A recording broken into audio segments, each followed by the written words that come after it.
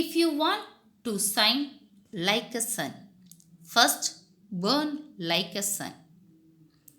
Man needs his difficulties because they are necessary to enjoy success. Let us sacrifice our today so that our children can have a better tomorrow. If you want to make our dreams come true, the first thing you have to do is wake up. கடிதம் 2070. மேதகு முன்னாள் குடியரசுத் தலைவர் APJ Abdul Kalam. 2070 எழுதப்பட்ட ஒரு கடிதம். இது 2070 ஆண்டு எனக்கு 50 வயதுதான் ஆகிறது. ஆனால் என் தோற்றமோ 85 வயதை போன்று உள்ளது. எனக்கு மிக மோசமான சிறுநீரக கோளாறு உள்ளது. ஏனென்றால் நான் போதுமான தண்ணீர் குடிக்க முடியாது. நான் இவ்வுலகில் நீண்ட நாள் உயிரோடு இருக்கப் போவதில்லை. நான் தான் இவ்வுலகில் மிக வயதானவன். நான் 5 வயது பையனாக இருந்தபோது அப்போது எல்லாமே வேறு மாதிரியாக இருந்தது. பூங்காக்களில் நிறைய மரங்கள் இருந்தன. வீடுகளில் அழகான தோட்டங்கள் இருந்தன. என்னால் அரை மணி நேரம் குளிக்கும் சந்தோஷத்தை அனுபவிக்க முடிந்தது. ஆனால் இப்போதோ மினரல் ஆயில் உள்ள ஒரு துண்டை கொண்டுதான் எங்கள் உடம்பை சுத்தம் செய்து கொள்கிறோம். அந்த காலத்தில் பெண்களுக்கு அழகான கூந்தல் இருந்தது. இப்பொழுது தண்ணீரை மிச்சப்படுத்த பெண்கள் மொட்டையடித்துக் கொள்கிறார்கள். எனது அப்பா நிறைய நீரை பயன்படுத்தி தனது காரை கழுவுவார். இப்பொழுது எனது மகனோ இதை நம்ப மறுக்கிறான். எனக்கு நன்றாக ஞாபகம் இருக்கிறது. ரேடியோ, டிவி, போஸ்டர்களில் தண்ணீரை சேமியுங்கள் என்ற எச்சரிக்கை வழங்கப்பட்டது. ஆனால் அதை யாரும் பொருட்படுத்தவில்லை. நாங்கள் நினைத்தோம் தண்ணீர் எப்பொழுதும் கிடைக்கும் என்று. இப்போதோ ஆறுகள், ஏரிகள், குளங்கள், நீர்த்தேக்கங்கள், நிலத்தடி நீர் எல்லாம் வறண்டு விட்டன அல்லது மாசுபட்டு விட்டன. தொழிற்சாலைகள் எல்லாம் நின்றுவிட்டன. வேலையில்லா திண்டாட்டம் மிக பெரிய அளவில் உள்ளது. உப்பு நீரை குடிநீராக்கும் தொழிற்சாலைகள் மட்டுமே மக்களுக்கு வேலையை வழங்கி வருகின்றன. தொழிலாளர்கள் தங்களது ஊதியத்தின் ஒரு பகுதியை குடிநீராக பெற்றுக்கொள்கின்றனர். ஒரு கேன் தண்ணீருக்காக துப்பாக்கி முனையில் தாக்கப்படுவது தெருக்களில் இப்பொழுது சாதாரணமாகிவிட்டது. உணவு 80% செயற்கை முறையில் தயாரிக்கப்படுகிறது. முன்பெல்லாம் பெரியவர்களுக்கு ஒரு நாளைக்கு 8 டம்ளர் தண்ணீர் குடிக்க வேண்டும் என்று சொல்லப்பட்டது. இப்போதோ எனக்கு ஒரு நாளைக்கு வழங்கப்படும் குடிநீரின் அளவு அரை கிளாஸ் தான். நாங்கள் இப்போது ஒரு முறை உபயோகித்த பின் தூக்கி எறியும் துணியைத்தான் பயன்படுத்துகிறோம். இது குப்பைகளின் அளவை பன்மடங்கு பெருக்கிவிட்டது. தண்ணீர் இல்லாததால் சாக்கடைகள் இப்போது ஓடவில்லை. எங்கள் வீடுகளுக்கு செப்டிக் டேங்க் மட்டுமே உண்டு. மக்களின் வெளித்தோற்றம் அருவருப்பாக உள்ளது. நீரின்மையால் சுருங்கிய வற்றிப்போன உடல் புற ஊதா கதிர்களால் பாதிப்புக்கு உள்ளாயின.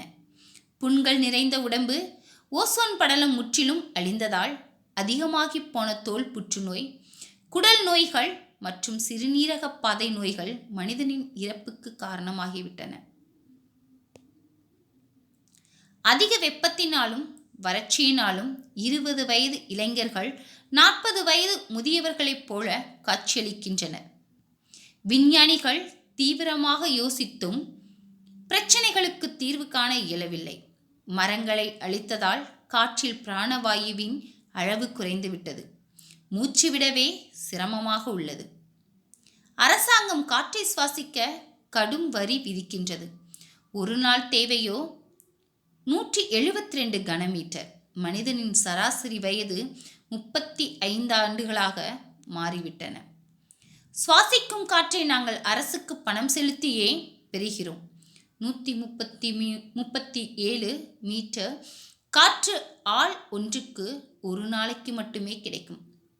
பணம் செலுத்த இயலாதவர்களுக்கு இந்த பெரிய சூரிய சக்தியில் இயங்கும் இயந்திர நுரையீரல் மிஷினால் உற்பத்தி செய்யப்படும் காற்று கிடைக்காது. இந்த காற்று சுத்தமானதாக இல்லாவிட்டாலும் மக்கள் சுவாசிக்கக்கூடிய அளவில் உள்ளது.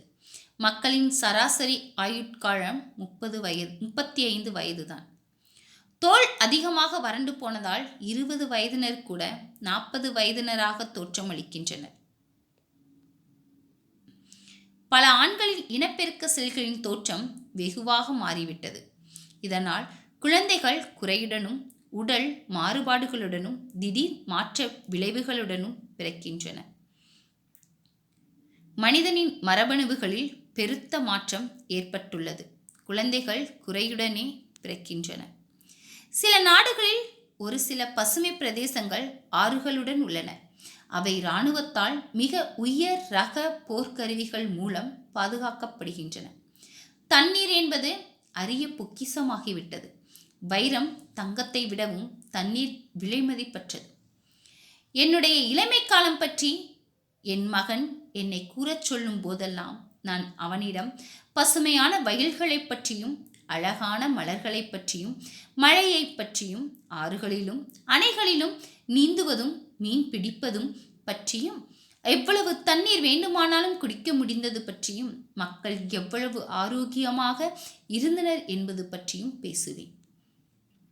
எனக்கு நன்றாக ஞாபகம் உள்ளது. அப்போது 5 வயது இருக்கும். என் வீட்டை சுற்றிலும் நிறைய மரங்கள் இருந்தன. எங்கு நோக்கினும் பசுமையான தோட்டங்கள். தினமும் 1 மணி நேரமாவது குளத்தில் பம்பு செட்டில் குளிப்பேன். ஆனால் இன்று துண்டை நீரில் நனைத்து உடம்பை துடைத்துக் கொள்கிறோம். நான் வாழும் ஊரில் மரங்கள் இல்லாததால் மழை பெய்வதில்லை. அப்படியே பெய்தாலும் அது அமில மழையாகவே உள்ளது. 20 ஆண்டும் நூற்றாண்டின் தொழிற்சாலை கழிவுகளும் அணுகுண்டு சோதனைகளும் பருவகால மாறுபாட்டை கடுமையாக பாதித்துள்ளது. அன்றே எங்களுக்கு சுற்றுச்சூழல் பற்றி எச்சரிக்கை விடுத்தனர். ஆனால் நாங்கள் யாரும் அக்கறை எடுத்துக்கொள்ளவில்லை. அந்த காலத்தில் பெண்களுக்கு அழகான கூந்தல் இருந்தது. இப்பொழுது தண்ணீரை மிச்சப்படுத்த பெண்கள் மொட்டையடித்துக் கொள்கிறார்கள். எனது அப்பா நிறைய நீரை பயன்படுத்தி தனது காரை கழுவுவார். இப்பொழுது எனது மகன் இதை நம்ப மறுக்கிறான். அன்றே எங்களுக்கு சுற்றுச்சூழல் பற்றி எச்சரிக்கை விடுத்தனர். ஆனால் நாங்கள் யாரும் அக்கறை எடுத்துக்கொள்ளவில்லை. அவன் கேட்டான், அப்பா, ஏன் இப்போது தண்ணீரே இல்லை? அப்போது என் தொண்டையில் ஏதோ ஒன்று வந்து அடைத்தது போல் உணர்ந்தேன். எனது குற்ற உணர்வை என்னால் தடுக்க முடியவில்லை. ஏனென்றால் நான் இந்த சுற்றுச்சூழல் கேட்டுக்கு காரணமான தலைமுறையைச் சார்ந்தவன். மேலும் நாங்கள் சூழல் குறித்து விடப்பட்ட எச்சரிக்கைகளை மதித்து பின்பற்றவில்லை. அதற்கான கடுமையான விலையை நமது குழந்தைகள் இப்போது பெறுகின்றனர். நான் உண்மையாகவே நம்புவது என்னவென்றால், குறுகிய காலத்தில் இவ்வுலகில் எல்லா உயிர்களும் அழியப் போகின்றன. ஏனென்றால் சுற்றுச்சூழல் அழிவு சரி செய்ய முடியாதபடி சென்று கொண்டிருக்கிறது. என்னால் எப்படி காலம் பின்னோக்கி சென்று மனித குலத்திற்கு இதை புரிய வைக்க முடியும்? நமது கோள் புவியை காப்பாற்ற இன்னும் நேரம் இருக்கின்றது. இன்னும் சில வருடங்களில் இந்த பூமியில் எந்த ஒரு உயிரும் வாழ முடியாமல் போய்விடும். நன்றி.